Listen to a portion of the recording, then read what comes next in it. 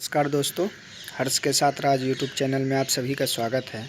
दोस्तों, UGC net public administration का ये मेरा नेक्स्ट लेक्चर है।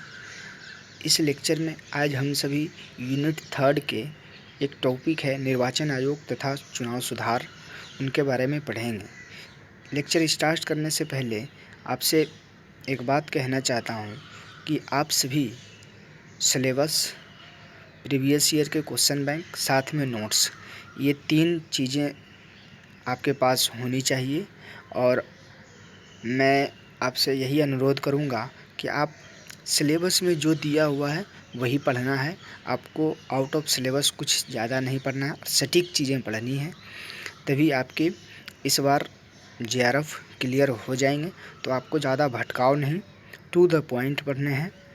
तो चलते हैं, आज हम सभी निर्वाचन आयोग तथा चुनाव सुधार के बारे में महत्वपूर्ण चीज़ें पढ़ेंगे। तो प्रथम पॉइंट है, भारतीय संविधान के भाग 15 के अनुच्छेद 324 से 329 तक में वर्णित किया गया है। यह एक संवैधानिक आयोग है। तो हमारा जो भारतीय संविधान का जो पाठ है, भाग है 15, उसमें स्पष्ट रूप से निर्वाचन आयोग के बारे में वर्णित किया गया है, जिनका जो अनुच्छेद है 324 से 329 के बीच वर्णित है। अब देखते हैं इनका स्ट्रक्चर, संरचना कैसा है। तो आर्टिकल 324 के अंतर्गत निर्वाचनों का निरीक्षण, निर्देशन और नियंत्रण करने के लिए निर्वाचन आयोग की स्थापना की गई है। तो इनका मूल उद्देश्य क्या था? निर्वाचन आयोग को भारतीय संविधान में उल्लेखित करने का कि वो निर्वाचनों का निरीक्षण करेंगे, निर्देशन करेंगे और नियंत्रण करने के लिए इसकी स्थापना की गई। सेकेंड पॉइंट है, संरचना में निर्वाचन आयोग में एक मुख्य निर्वाचन आयुक्त होता है तथा अन्य उतने निर्वाचन आयुक्त होंगे जितने कि राष्ट्रपति समय समय पर मनोनीत करेंगे। अब देखते हैं निर्वाचन आयोग के क्या कार्य हैं। तो प्रथम पॉइंट है, निर्वाचन आयोग का कार्य चुनाव क्षेत्रों का सीमांकन होता है, जो कि परिसीमन आयोग अधिनियम 1952 के तहत चलता है। तो आप समझ रहे होंगे, सीमांकन मतलब ये हुआ कि जो बाउंड्री है कि ये क्षेत्र इस कंस्टिट्यूंसी में आएंगे, लोकसभा क्षेत्र होता है या विधानसभा क्षेत्र, तो ये निर्धारण कौन करेंगे? तो चुनाव आयोग द्वारा निर्धारण होता है। सेकेंड पॉइंट है, लोकसभा या विधानसभा के प्रत्येक चुनाव या मध्यावधि चुनाव के पूर्व मतदाता सूची तैयार करवाई जाती है। जो मतदाता सूची जो तैयार होती है चुनाव, लोकसभा, विधानसभा या मध्यवर्ती चुनाव के पहले, वो किनका कार्य है? तो वो निर्वाचन आयोग का कार्य है। नेक्स्ट पॉइंट है, विभिन्न राजनीतिक दलों को मान्यता प्रदान करना है।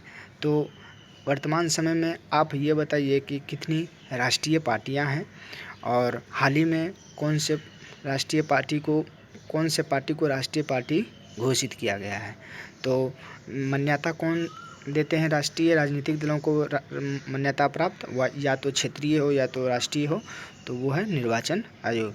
आप हमारे क्वेश्चन का कमेंट बॉक्स में ज़रूर आंसर दें। फोर्थ पॉइंट है, राजनीतिक दलों के लिए आचार संहिता, कोड ऑफ कंडक्ट तैयार करता है। अब जब देखते हैं कि चुनाव स्टार्ट होने से पहले आचार संहिता लगाया जाता है, वो भी किनका कार्य है? निर्वाचन आयोग का। नेक्स्ट पॉइंट है, फिफ्थ है, उम्मीदवारों द्वारा किए जाने वाले कुल व्यय की राशि निश्चित की गई है। तो आपको मालूम होना चाहिए कि हर कैंडिडेट को, विधानसभा हो या लोकसभा चुनाव हो, सभी को एक सीमित व्यय करने का निर्धारित किया गया है। जो पैसा है वो निर्धारित किया गया है कि आप इतना ही पैसा इस चुनाव में खर्च कर सकते हैं। जैसे लोकसभा में ऑलमोस्ट 70 लाख दिया गया है, पहले 40 लाख था, अब 70 लाख कर दिया गया है। तो 70 लाख से ज़्यादा अधिक खर्च नहीं कर सकते हैं। तो निर्धारित कौन कर रहा है? निर्वाचन आयोग। 6 पॉइंट है, चुनाव याचिकाओं आदि के संबंध में सरकार को आवश्यक परामर्श देना भी निर्वाचन आयोग का कार्य है। तो देखिए, भारतीय संविधान में निर्वाचन आयोग एक स्वतंत्र और संवैधानिक प्रावधान किया गया है। तो इसका उल्लेख स्पष्ट रूप से आर्टिकल 324 में किया गया है। तो जिस प्रकार से अब हम देखते हैं कि कैसे इनको संवैधानिक प्रावधान है, क्या आधार से इसको संवैधानिक प्रावधान किया गया है। तो जिस प्रकार से उच्चतम न्यायालय और माननीय उच्च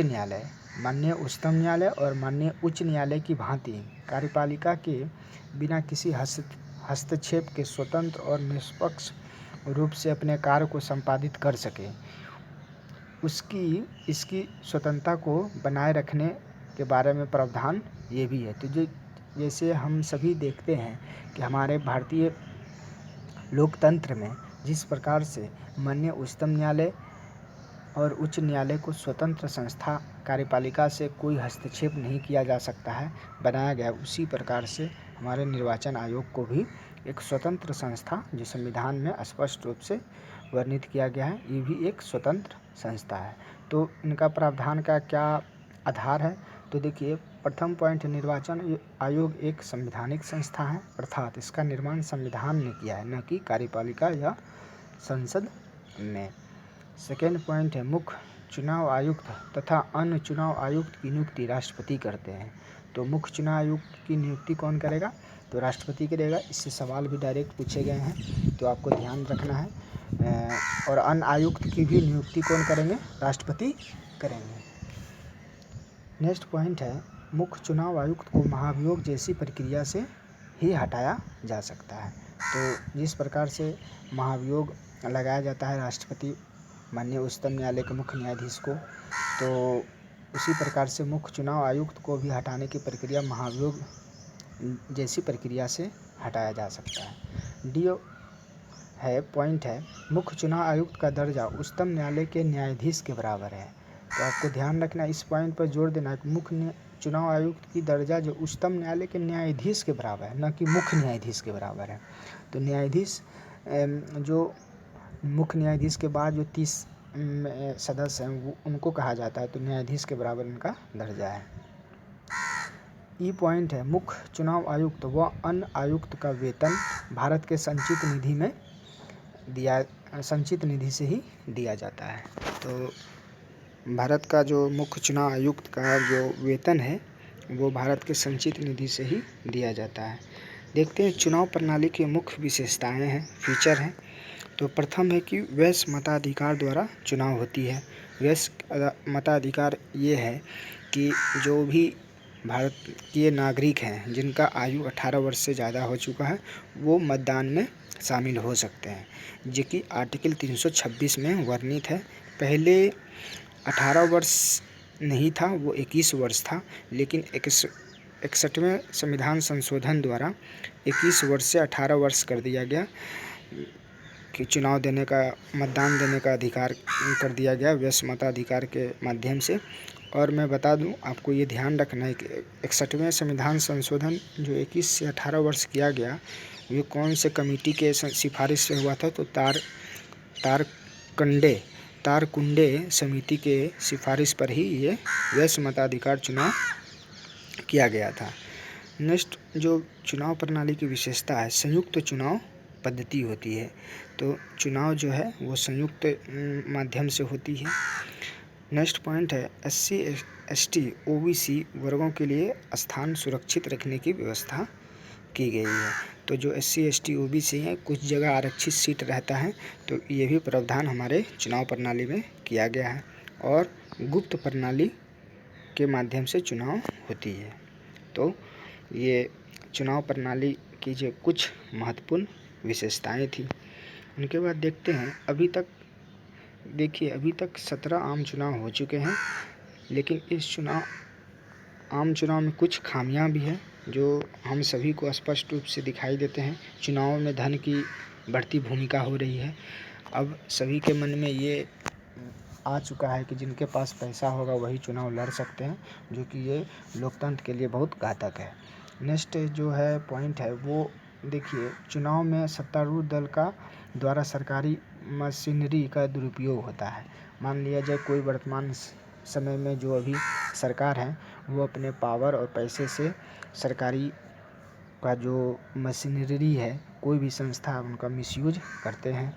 तो बार बार आपने न्यूज़पेपर और न्यूज़ चैनल में देखा होगा कि कहा जाता है कि CBI को बहुत बराबर यूज करते हैं सरकार द्वारा।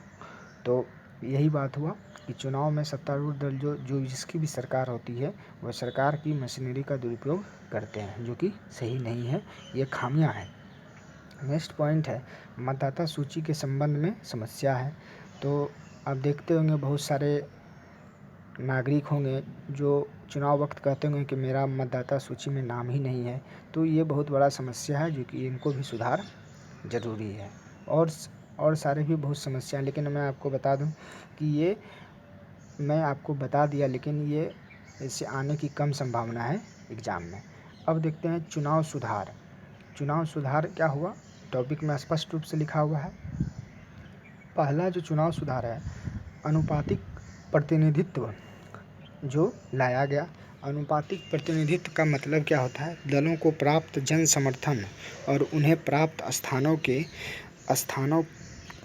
के अनुपात में गंभीर स्तर की समस्या के लिए। तो ये नानी पालकीवाला ने अनुपातिक प्रतिनिधित्व जो चुनाव व्यवस्था को सुधार करने के लिए सुझाव दिया था। तो आपको ध्यान रखना है, ये एक विधिवेत्ता हैं बहुत बड़े, और नानी पालकीवाला ने डायरेक्ट एग्ज़ाम में आ सकता है कि अनुपातिक प्रतिनिधित्व किसने सिफारिश की थी चुनाव सुधार के लिए, तो वो है नानी पालकीवाला ने। नेक्स्ट पॉइंट है, अगर चुनाव आयोग का बात हो तो श्री टी.एन.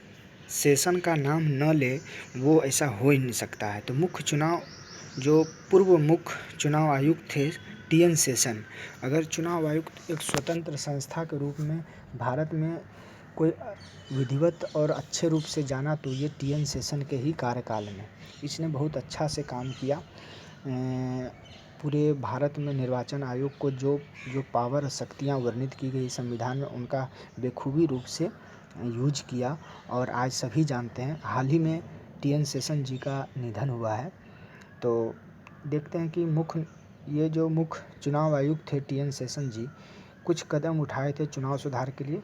तो उनमें प्रमुख है, ए नंबर है मतदाताओं को पहचान पत्र जारी करना, इसने सुझाव दिया था। दूसरा पॉइंट है चुनावों में फिजूल खर्ची रोकने के लिए पर्यवेक्षक तैनात करना, मतदान के पहले 6 दिन का ड्राई डे घोषित करना है। उनके बाद प्रमुख इसने सुझाव दिए थे सुधार के लिए, जनप्रतिनिधि कानून 1951 में संशोधन किया गया ताकि मतदान में इलेक्ट्रॉनिक मतदान मशीनों का इस्तेमाल किया जा सके। इसने जब मुख्य चुनाव आयुक्त बने थे टी.एन. शेषन जी, तो इसने ये सब चीज़ें जारी किया चुनाव सुधार के लिए। तो आपको ध्यान रखना है कि टी.एन. शेषन किससे संबंधित है, ऐसा भी सवाल आ सकता है मैच द फॉलोइंग में। तो आपको चुनाव निर्वाचन आयोग से। तो नेक्स्ट पॉइंट है सुधार के लिए चुनाव सुधार संबंधी कुछ कमेटी भी बनी थी। तो कमेटी पूछ दिया जाता है, तो आपको ध्यान में रखना है। तो एक दिनेश गोस्वामी समिति है, 1990 में गठित हुई थी।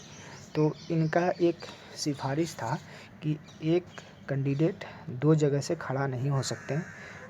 वैसे तो ये लागू नहीं हो सका, अभी भी वर्तमान में ये चल रहा है। तो इनकी एक सिफारिश थी। वैसे और सभी बहुत कुछ सिफारिश इसने की है, लेकिन आपको बस ये ध्यान रखना है कि दिनेश गोस्वामी समिति किससे संबंधित है, चुनाव सुधार से, चुनाव निर्वाचन आयोग से। तो 1990 में गठित की थी। के संथानम समिति, ये के संथानम 1962 में गठित हुआ था, 1964 में रिपोर्ट किया था। तो के संथानम में आपराधिक मामले से है, जो चुनाव में आपराधिक मामले होते हैं उससे संबंधित है के संथानम। उनके बाद जो और महत्वपूर्ण समिति है लिंग 2 समिति। तो लिंग 2 समिति आपने बराबर, जब आप छात्र संघ चुनाव या कॉलेज लेवल पे चुनाव होते हैं तो आप देखते होंगे कि लिंग 2 कमेटी का चर्चा बराबर आता है। तो लिंग 2 कमेटी किससे संबंधित है, चुनाव सुधार से ही है। और लिंग 2 एक आदमी का ही नाम है, तो आपको ध्यान ये रखना है। तो चुनाव सुधार से है। और कुछ देखिए महत्वपूर्ण पॉइंट है कि चुनाव सुधार के लिए वर्तमान समय में नोटा शब्द भी आया है। नोटा का फुल फॉर्म है नन ऑफ द एबव, 2013 में प्रावधान किया गया था। तो नोटा में ये है प्रावधान कि अगर कोई भी नागरिक को अपने क्षेत्र में कोई भी कैंडिडेट को पसंद नहीं करते हैं तो वो नोटा बटन दबा सकते हैं। तो आप समझ सकते हैं नोटा ये भी चुनाव सुधार के लिए लाया गया था। और हाल ही में वीवीपैट भी आया हुआ है, जो कि आपको इलेक्ट्रॉनिक वोटिंग मशीन में वो रहता है कि आपने जिस भी पार्टी को बटन दबाया, जिस पार्टी का, उसका चित्र सामने आ जाता है। तो ये सब चीज़ें हैं जो कि चुनाव में सुधार के लिए ये सब कदम उठाए गए हैं। तो दोस्तों, इस लेक्चर में आपको कैसा लगा? और दोस्तों, आप सिर्फ मैं बार बार यही कह रहा हूँ कि आप सिलेबस के साथ प्रीवियस ईयर पर फोकस करें।